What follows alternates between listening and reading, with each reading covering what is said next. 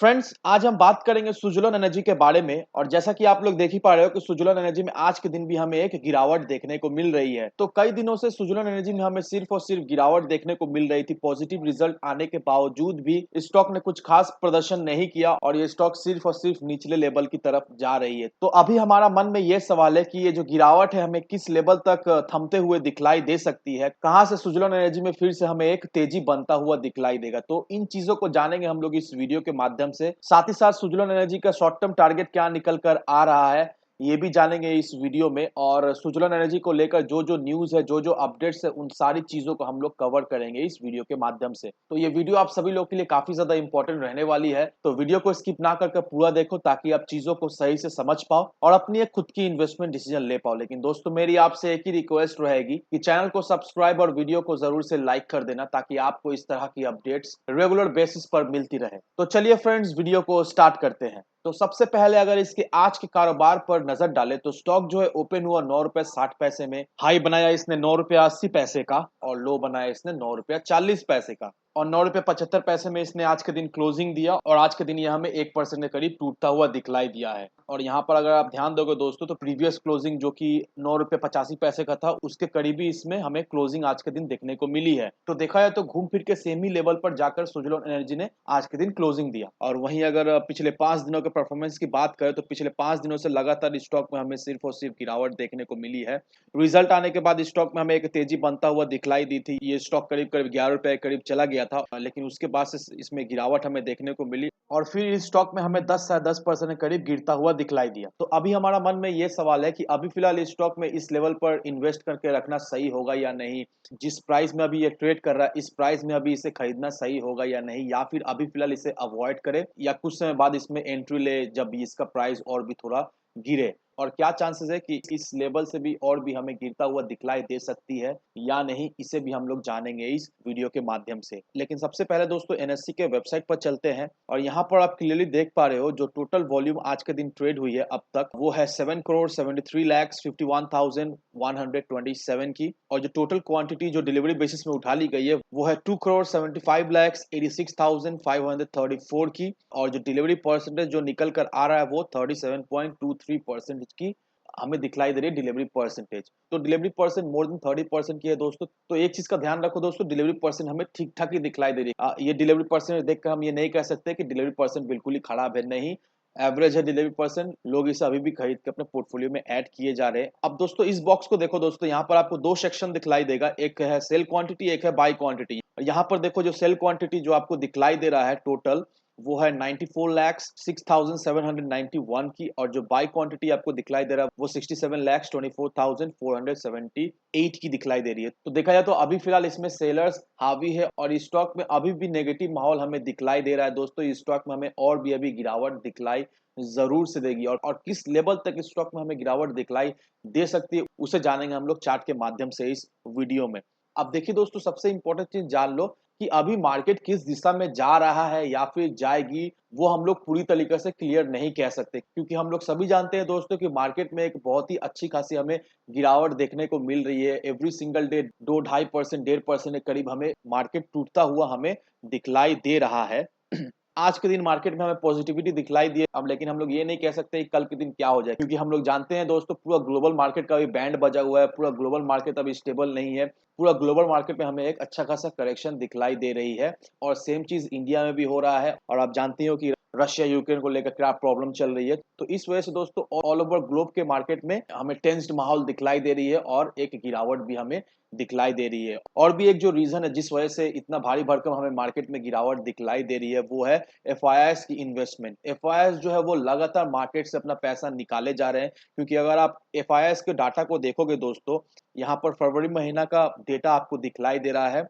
तो 1 से लेकर 14 फरवरी तक एफआईआईएस ने 13,966.30 अभी तक विड्रॉल कर लिया है मार्केट से। तो आप देख लो दोस्तों, ये अमाउंट छोटी मोटी अमाउंट नहीं है, ये बहुत बड़ा एक अमाउंट है।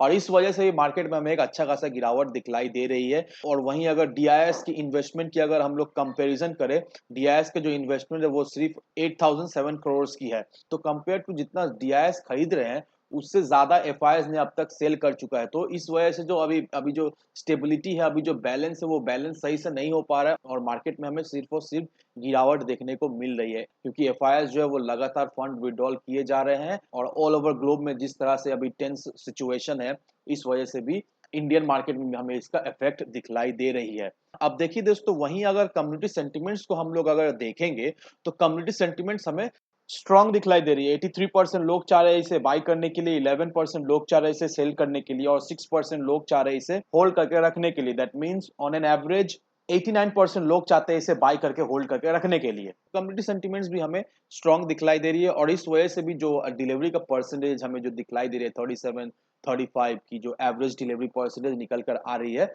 तो इस वजह से भी डिलीवरी परसेंट हमें इस तरह की दिखलाई दे रही है। क्योंकि सुज़लोन एनर्जी पे लोग अभी भी हाल नहीं छोड़े हैं। लोग लोग जानते हैं कि किस तरह की इसमें किस तरह की पोटेंशियल है, किस तरह की रिटर्न सुज़लोन एनर्जी से मिल सकती है। और सुज़लोन एनर्जी ने जो सरकारी कंपनी से जो बेल आउट मांगी है, एक बार जब वो बेल आउट का नतीजा निकल जाएगा, अगर बेल आउट सुज़लोन एनर्जी का हित में जाता है, तो सुज़लोन एनर्जी में हमें एक तेजी बनते हुए दिखलाई देगी उस समय। अब दोस्तों जल्दी से चलते हैं सुज़लोन एनर्जी के चार्ट पर और जानते हैं इसका टारगेट क्या निकल कर आ रहा है। इसमें अभी फिलहाल हमें इन्वेस्ट करके रखना सही होगा या नहीं, या फिर अवॉइड करना ही सही होगा। तो अगर आप सुज़लोन एनर्जी के चार्ट को देखोगे दोस्तों, तो मैंने आपको बहुत पहले बता दिया था कि सुज़लोन एनर्जी का जो इम्पोर्टेंट सपोर्ट लेवल था, वो था ₹11.20 का। अगर सुज़लोन एनर्जी ₹11.20 के सपोर्ट लेवल को तोड़ता है, तो नो डाउट दोस्तों, without any question Suzlon energy में हमें एक अच्छी खासी गिरावट देखने को मिलेगी। और वैसा ही हुआ दोस्तों, देखिए ₹11.20 के सपोर्ट लेवल को सुज़लोन एनर्जी ने तोड़ा और उसके बाद से सुज़लोन एनर्जी अब तक संभला नहीं है। सुज़लोन एनर्जी में हमें सिर्फ और सिर्फ गिरावट देखने को मिल रही है। मार्केट ऊपर की तरफ जाए, मार्केट नीचे की तरफ जाए, लेकिन सपोर्ट लेवल को भी आपको ध्यान रख के ही किसी स्टॉक में इन्वेस्ट करना है। क्योंकि अगर आप किसी भी स्टॉक के सपोर्ट लेवल या रेजिस्टेंस लेवल पर एंट्री लेते हो, तो वहां से आपको एक अच्छा खासा रिटर्न मिलने का बहुत ज्यादा चांसेस रहता है।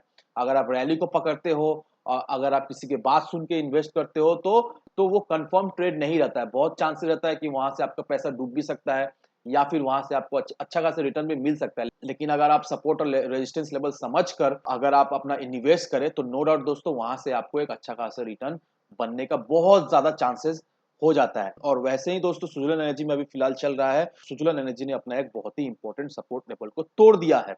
और अभी जो सेकंड सपोर्ट लेवल मैंने आपके लिए जो मार्क करके रखा, वो ₹9.30 का, और ये ₹9.30 के आजू बाजू घूम रहा है। तो आपको और 1 से 2 दिन देखना है। अगर सुज़लोन एनर्जी ₹9 के सपोर्ट लेवल पर सपोर्ट अगर लेता है और वहां से हमें 1-2 confirmation candle, that means green candle, 1 या 2 कंफर्मेशन ग्रीन कैंडल हमें दिखलाई देती है, तो नो डाउट दोस्तों, वहां से आप एंट्री ले सकते हो। क्योंकि अगर यहाँ से सपोर्ट लेकर अगर ये बाउंस बैक करता है, तो सुज़लोन एनर्जी सीधा-सीधा हमें ₹12 के लेवल तक जाता हुआ दिखलाई देगा शॉर्ट टर्म में। लेकिन वहीं अगर कल के दिन या परसों के दिन ये अपना जो ₹9.30 का जो सपोर्ट है, अगर ये तोड़ता है दोस्तों, तो एक चीज़ का बिल्कुल ही ध्यान रखना दोस्तों, कि अगर ऐसा होता है, ये स्टॉक में हमें एक अच्छी खासी गिरावट देखने को मिलेगी और ये स्टॉक सीधा-सीधा हमें ₹8 के लेवल तक जाता हुआ दिखलाई देगा। अगर ये स्टॉक जाता है, तो वहां से आप एंट्री ले सकते हो, क्योंकि उसके नीचे तो ये गिरने से रहा। बहुत रेयर चांसेस है कि ₹8 के नीचे ये स्टॉक जाए। और अगर आप आरएसआई को भी देखोगे दोस्तों, तो आरएसआई जो 36 का भी जो चल रहा है, तो देखिए दोस्तों, ये लेवल को देखो, आरएसआई ने इस लेवल पर काफी ज्यादा सपोर्ट लिया है। तो ये बहुत ही इंपॉर्टेंट सपोर्ट लेवल चल रहा है। दैट मीन्स 30 से 32 के लेवल पर जब आरएसआई जाता है, तो वो भी एक बहुत ही इंपॉर्टेंट सपोर्ट लेवल हो जाता है सुजलन एनर्जी के लिए। 30 से 32 आरएसआई लेवल, तो जब भी 30 से 32 के बीच में आरएसआई लेवल जाता है, तो वहां पर भी आप एक अपना फ्रेश एंट्री ले सकते हो। अगर आप ग्राफ नहीं समझ पा रहे हो, तो आरएसआई को फॉलो करो। 30 से 32 के लेवल तक जब भी सुजन एनर्जी का आरएसआई जाता है, तो उस समय जिस भी प्राइस लेवल में वो ट्रेड कर रहा होगा, वहां से आप अपना एक फ्रेश एंट्री ले सकते हो।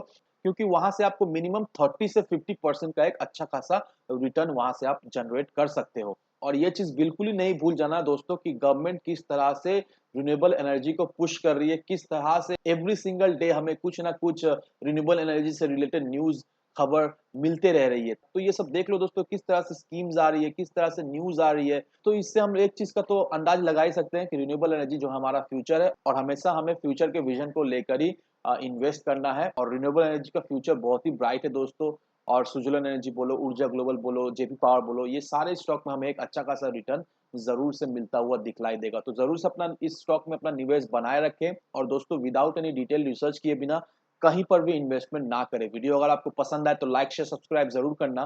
तो चलिए फ्रेंड्स, मिलते हैं हम अगले वीडियो में।